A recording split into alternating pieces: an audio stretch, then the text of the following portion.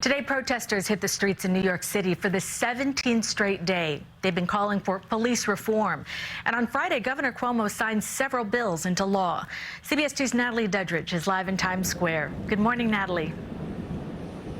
Well, good morning, Cindy. And as you said, these protests have been going on for 2+ weeks. They've also been happening around the clock. Starting at 6 this morning, we saw protesters out in Greenwich Village. They were shouting, "No justice, no sleep." We've now moved here to Times Square, where another rally is set to begin at 10 a.m., one of more than 30 happening across the city. You can see barricades. They are set up here in the area. And again, that pressure just staying on police reform. A sea of people make their way up Fifth Avenue Friday. Protesters have been demanding police reform every day in every borough for more than 2 weeks. But it's the first day for this 3-year-old. I thought it was appropriate that she be out here and that she protest and that her voice be heard because she has questions.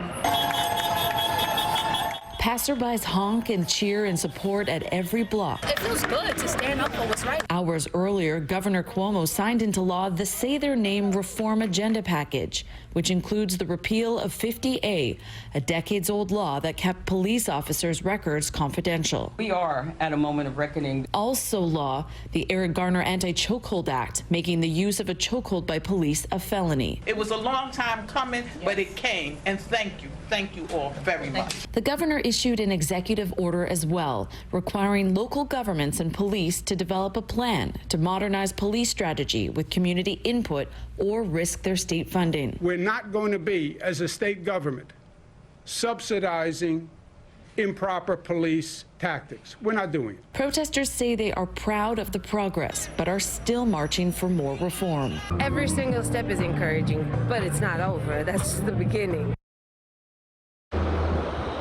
And police are set up here ready for that 10 a.m. rally. Now, as for the police union, they denounced the reform legislation, saying in a statement that officers, quote, will be permanently frozen, stripped of all resources, and unable to do their jobs. We are live here in Times Square. Natalie Duddridge, CBS 2 News. Natalie, thank you.